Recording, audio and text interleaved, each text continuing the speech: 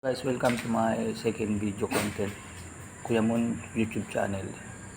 Dito po ang aking second. Nagkakape na po ako dito sa ayan po, kakape. Ayan, yung aking kita niyo po. Yung style ko talaga, yung sinasaling unti-unti yung para hindi mawala ang lamig. Dito po nakalagay yun. Guys, may share lang po ako sa inyo. Alam nyo, sa tingin ko parang naka-apekto rin sa akin dati yung ginagawa ko ng binata ako kasi ngayon ginawa ko na naman kasi parang kapag-kape agad ako. Dati kasi pagka nagsasaing ako tuwing umaga, ang ginagawa ko, halimbawa na ko na ng tamang tubig yung sinain, yung saktong tubig na maiinim siya, dadagdagan ko po na kung ano po yung gano'ng karaming tubig na gusto kong kapihin. Halimbawa ganito po, isang punong ganito idadagdag ko, tapos pagka yung medyo kumukulo na yung unang kulo pa lang, sinasalin ko na agad rito. Kaya yung matitira saktong pansinain para kumbaga isang gamitan lang ng kalan. Ngayon po napag-isip-isip ko, parang mali yun, siguro nakadagdag din sa pagtaas ng sugar ko yun. Siyempre yung pinakaano ng bigas, yung pinakaano ba, yung pinaka-starch niya na iinom mo. Kasi iniisip ko pwede naman yun para ako, kasi siyempre sa umaga pagpapasok madalian, kumbaga yung mga diskarte mo mabilis kasi magluluto pa ako ng ulam. Kaya pag nagsaing ako noon, sabay na yung pangkape ko. Isang baso. Ngayon naalala ko, ginawa ko na naman. Bigla ko naalala, baka yun ang dahilan kaya tumaas ang sugar ko dito po. Doon nasukat ko na po yung sinain ko para sa aming magnanay.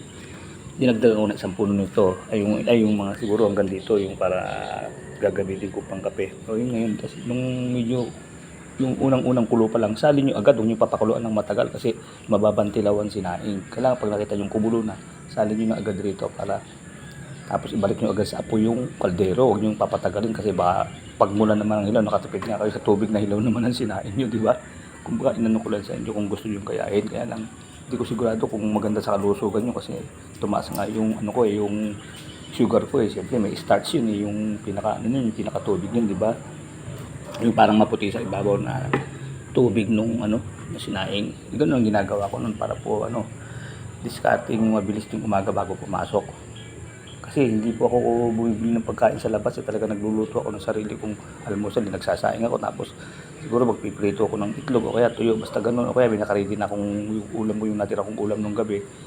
Nag-i-stack ako ng ulam doon sa boarding house ko.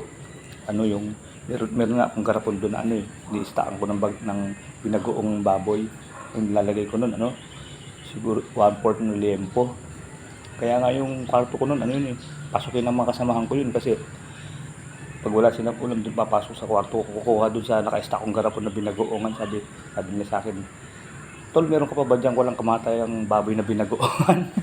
"Sige, kung walang kaho kayo dyan." Hindi nakakatulong tayo katapalo sa mga kasama natin sa boarding house. Kung wala silang ulam, pasok lang sila, kukuha sila doon sa garapon ko na naka-stack yun. Mga nakalopos lang yun. Para kung sakaling, kasi pag binata ka minsan, naabot mong medyo maubusan dahil hindi sinasadya, napapainom ka Sabado ng gabi pa lang, minsan inaabot ko yung ganun eh. Pag naglinggo ng umaga, wala ng pera eh. Pag napasubo sa inom, siyempre umiinom pa po ako nun eh, inaamin ko naman po yun eh. Kaya pag umaga may naka-stack naman akong bigas tsaka ulam. Ang ulam ko naka-stack kong bagoong bagoong na may sahog naman pong mga tipak-tipak ng baboy yun, parang binagoong ng baboy. Naalala ko lang yung buhay ko nun. Ngayon nagsaing ako, sabi ko sasabay ko na yung tubig, ginigla ko, siyempre naalala yung nakaraan ko, gano'n ang style ko eh. Para hindi ka malate sa trabaho, discarding saing na kasama pa yung kakapihin. Yung iba naman ang diskarte para hindi malate, hindi na nagluluto, dumidiretso na sa trabaho siyempre, tapos bumibili na lang ng luto, di ba? Kanya-kanyang diskarte, paraan lang naman yun na mahalaga, basta ang ginagawa mo, yung hindi ka nakakaperhisyo sa kapwa mo lahat ng gagawin mo. Depende sa'yo kung anong paraan ang gusto mong gawin mo sa buhay mo. Basta ang pinaka yung main purpose, yung hindi ka makakaperhisyo sa kapwa mo sa gagawin mo. Yun ang pinaka main goal mo ron. Bagamat hindi na ako nakakatulong pa ako dahil pag nagsaing ako sa umaga, yung mga wala pang almusal, minsan may pumupunta sa akin doon ng mag-asawa na namin yun, bumababa pa yun galing sa taas. Kasi ang boarding house namin noon, up and down, meron sa taas, meron sa baba, pababa pa yun. Pupuntahan ng kwarto ko para manghingi ng yung asawang babae. Kasi nga, siyempre, kaibigan ko yung mag-asawa na yun eh. Sabi ko, sige, kumuha na lang kayo dyan. Maya-maya. Kaya ko, kanin lang yun. Maya-maya, siyempre, yung tuting diskarte lang yun. Siyempre, paano nila kakainin yun? Walang ulam. Eh, yung ano, meron ko pa ba diyang ano, yung bagong, o sige, kumuha ka na lang din dyan. Naalala ko. Ganun po. Eh di, nakakatulong ka sa mga kasamahan mo sa boarding house.